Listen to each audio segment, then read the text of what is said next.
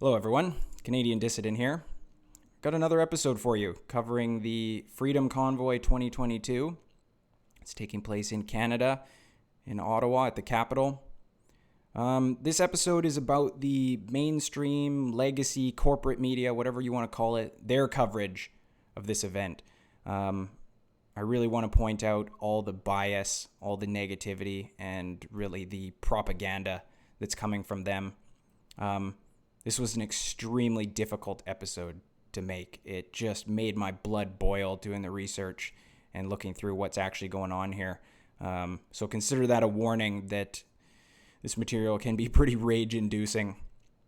So anyways, let's just get right into it. So here's a post from someone on Reddit, basically talking about the exact same thing that I'm going to talk about. They went over to CBC, some of our lovely state-funded media, and just pointed out that it's really nothing but negativity in terms of their topics for their articles on the protest coverage. And additionally, they've decided to, this guy points out that they've turned off comments on all this stuff. Ottawa police setting up a hate crime hotline after reports of assaults and threats. Yeah, sure, we'll get into that. Anger over defacement of Terry Fox statue. Yeah, we're going to cover that. This stuff is pretty crazy. So here, let's just take a stroll over to CBC ourselves. From what I see, there's almost nothing even here. They're still trying to pretend like it's a small protest, like there's nothing really going on. But you can see some negativity. Protest mars family's last moments with dying mother. Okay, there's some negativity. Nothing even down here. Olympics. GoFundMe pauses anti-vaccine mandate protest fundraiser. Okay, more negativity. Local Ottawa. Ottawa police might need military aid to end downtown occupation. Man, it's crazy. It's pretty negative. So that's what CBC looks like. Here we got some other media. Toronto Star. Ottawa police investigating threats, desecrations, as protest of COVID-19's restrictions continue. Interesting. Yeah. So just again, some more negative coverage. Here we go. This is what they call desecration. This is a statue of Terry Fox. Apparently giving him a flag and a hat and a sign is desecration. I hardly think so. Trucker convoy. Police report no injuries, no incidents of violence after first day of protest. Interesting. Okay. All right. Truck convoy. Protests intolerable. More charges coming. Okay. Protesters vow to stay as long as it takes. All right. Here's some more coverage. So now they're saying this is pretty recent. So this is from today. Now apparently, this protest has been going on for almost a week. And basically they say, I believe they've made 3 arrests. Ottawa police make a 3rd arrest. So 3 arrests in almost a week. But let's take consideration of what their arrests may be. So this is another example of what they're calling desecration. They're searching for this woman for apparently desecrating a national war memorial. Again, I would hardly call that desecration. It looks like standing and shouting. How is that desecration? It makes absolutely no sense. But that's what they go with. Most people just read the headline. They're not even going to scroll down and look at this picture and be like, oh, hey, that doesn't really look like desecration to me.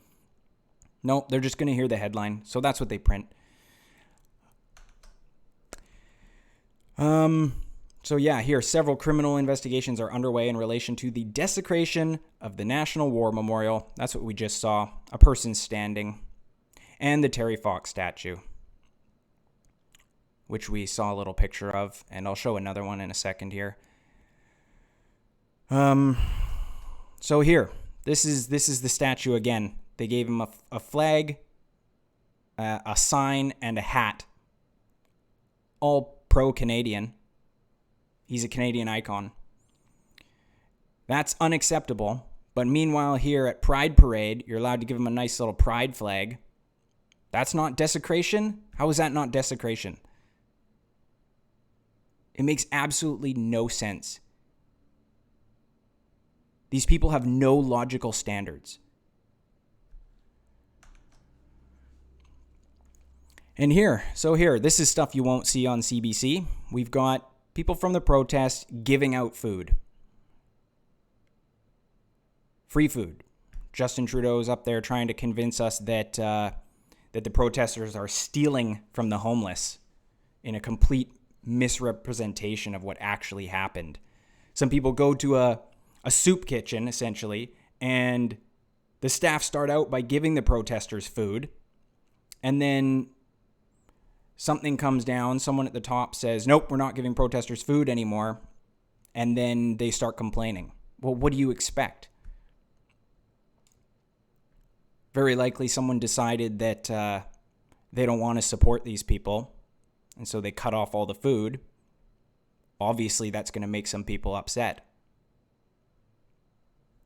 But as far as I know, as far as my research, there have been no arrests for that.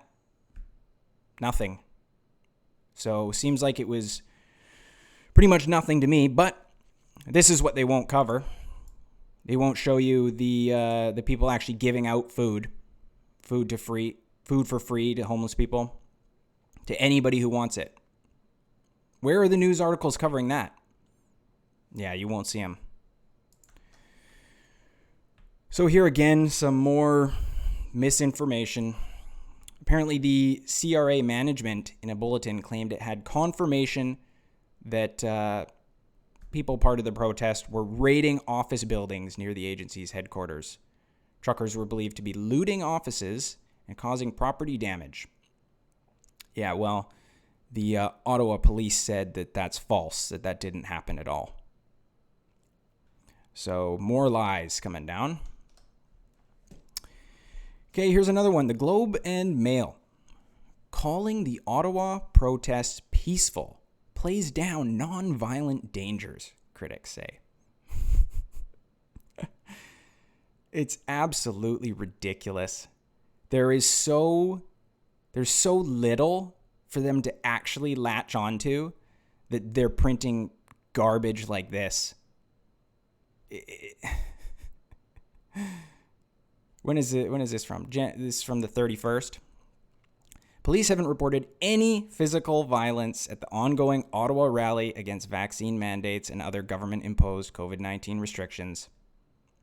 But what critics warn that conflating the absence of bloodshed with peaceful protest downplays the dangers of the weekend demonstrations. You see, if you're on the right, you're not even allowed to have peaceful protests. Can't have any protests. And again, down here, we see links to other articles. Ottawa police probe desecration of monuments by trucker convoy protesters. We just went over the desecration. Doesn't really look like desecration to me. I'll let you be the judge of whether you think it's desecration or not. Okay, here's another article. The real mass movement in Canada right now isn't the convoy camped out in Ottawa. It's the millions of people who are actually trying to end the pandemic. Right. Yeah. And here we go. This article goes on to bash the protesters, of course, and this guy goes on to say the following absurdity. I am horrified to see the streets I know well taken over by swastikas and Confederate flags. Really? Taken over. Crazy. That unbelievable if true, right? You can't support these protests anymore. Well, why don't we just take a look at what's actually going on, what's actually happening in the real world. So here, Justin Trudeau. So much stuff to cover in this. I forgot the order of these things. This is what Trudeau said most recently, I think.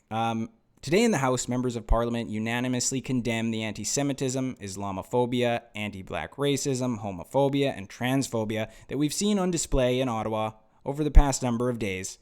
Together, let's keep working to make Canada more inclusive. So again, he's basically saying the same sort of thing that the last article just said, city being taken over by swastikas and Confederate flags. Although he adds in a few more things. Homophobia, transphobia, Islamophobia. I don't see any of those things. There's zero evidence of any of those things. But what he's doing is just taking a shotgun approach to this. This is how you know he's desperate. They're just firing everything at us, everything at the protesters.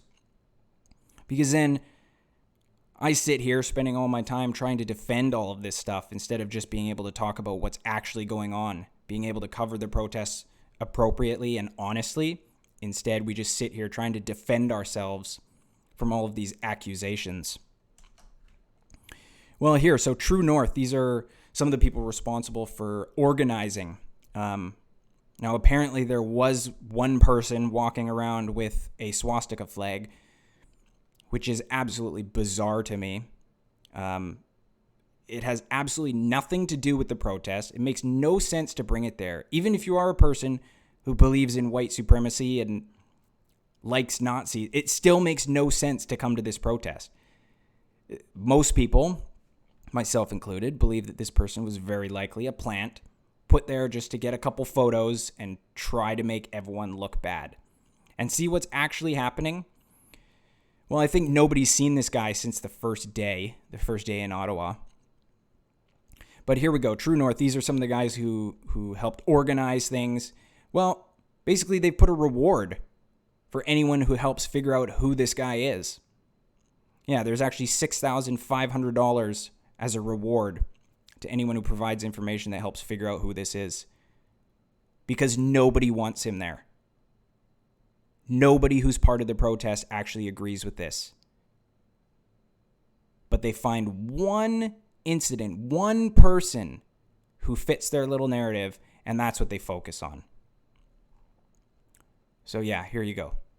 $6,500 to anyone who can help identify the person. Yeah. Doesn't really look like they're so accepting of this person being there. And here we go. Here's the Confederate flag guy that everyone's talking about. I'm going to play a little clip so that you can see exactly what happened. This guy, basically the only person there wearing a mask. I wonder why. Again, seems very likely that the person was a plant. They were only there for a short period of time. Again, January 30th, only day that they were there. Or actually, this video is from 30th. I think they were there the day before. But here you go. Let's watch the video.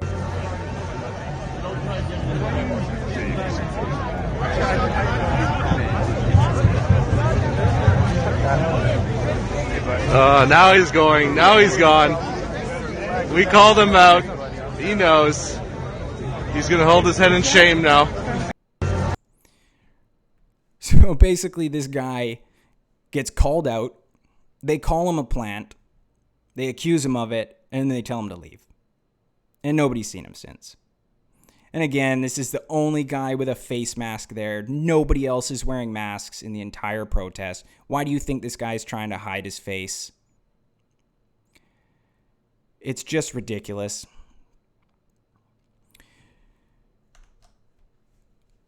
But it's funny, you know, they try to point out these couple people, these few people that fit their narrative, and they focus on those, and they try to taint the entire protest with that.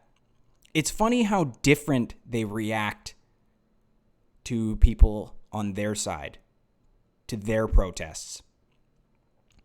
So here is Mark Ruffalo praising these two guys, Anthony and Jojo, as he calls them. If you guys aren't aware, they're the two people who were shot and killed by Kyle Rittenhouse in a BLM riot.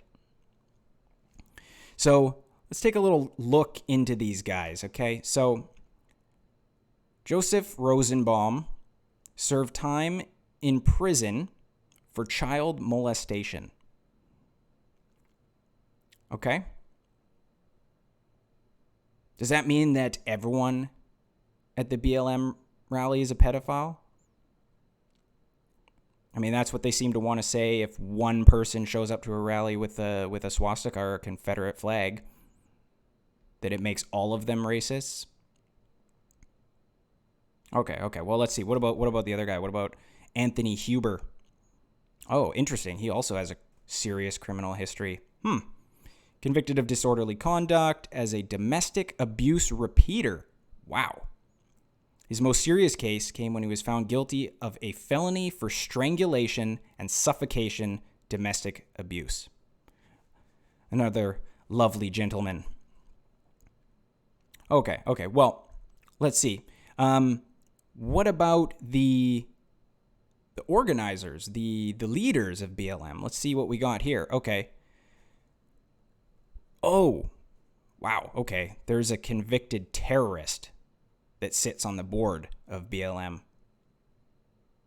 I guess that means everyone must be a terrorist.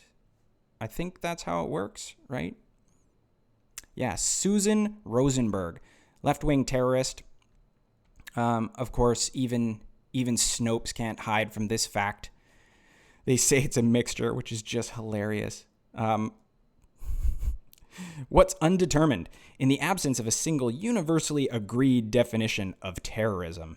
It is a matter of subjective determination as to whether the actions for which Rosenberg was convicted and imprisoned, possession of weapons, and hundreds of pounds of explosives, should be described as acts of terrorism. Yeah. Well, see, I don't really think that one or two people who show up at a protest are representative of the entire group. And, neither does the left when it's their protests. But when it's a protest on the right, they got to pick them out. They got to try to stick to their narrative. So here we got a picture. Doesn't look like a very offensive protest to me. Looks pretty inclusive. United for freedom. Unity, freedom, respect. Yeah, seems pretty inclusive, but Justin Trudeau just calls them every name in the book. All the exclusive groups, right? Here's that picture again, yeah. Look at that, just taken over by swastikas and Confederate flags. You guys see them, right? Everywhere? No, not really. Looks like a bunch of patriots to me. Bunch of people who like their country, like everyone else in it. That's the crazy thing. These people are all out there fighting for the freedom of everyone. Everybody, not just themselves. They're fighting for everybody's freedom. They're fighting against the government.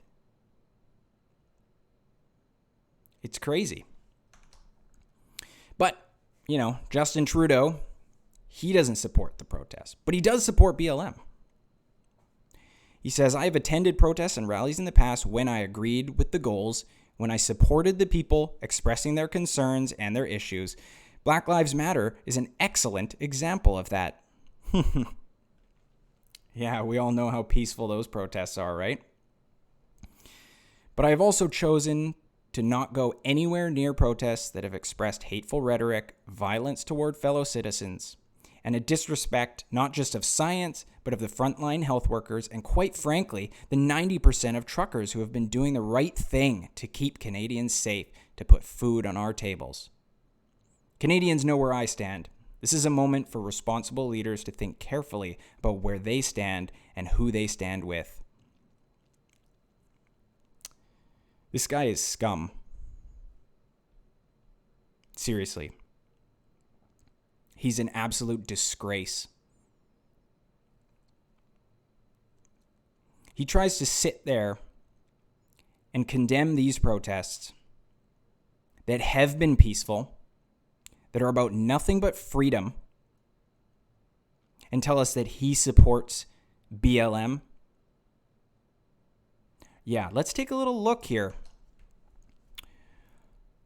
So this is I think these are some pictures from New York. This is New York preparing because of the BLM riots that they've had, boarding up everything in anticipation.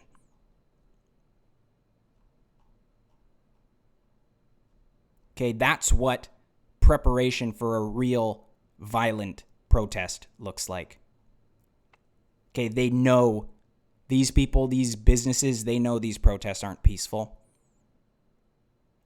Let's see what's happening over here in Canada. Let's look at what Ottawa looks like. Let's just play this video for a little bit. Just a guy walking around down there where the convoy is. Funny, I don't see a lot of boards. I don't see a lot of boarded up buildings. Doesn't seem like very many people bought into the idea that these protests would actually turn violent. Seems like everyone pretty much knows that they're going to remain peaceful. Because this is an actual peaceful protest. And that's why they're struggling so hard. That's why Trudeau's taking that shotgun approach. Just accuse these people of everything. But, well, fortunately for him, he's got all the media on his side because he pays them. His government pays them, bails them out. Of course they're going to be on his side. So this is what it looks like. All the media focused on a couple people, couple small events, most of which are gone. But that gets all the focus. They don't care about the rest. All of the people standing together against tyranny, against a dictator. Well, that's where we are now. I really hope this protest lasts. I really do. I support everyone down there wholeheartedly. I wish I could be there myself. But I hope this lasts. It, in my opinion, it really needs to. This needs to work. It's going to be really tough to ever get another group like this together when you can't coordinate any of this stuff over social media. You get banned. You get no positive coverage. It's really, really tough. So if you haven't yet, go out, try to support these guys, follow them. The people who are out there walking around, see what's happening. Donate to the truckers. You know, there's more than just what's going on in Ottawa. There's also the border of Montana and Alberta, where there's a bunch of truckers there. They're getting even less coverage, and so less funding, less support. Support them too. All of these need support, and hopefully this picks up across the world. Well, that's it for me. Canadian Dissident out.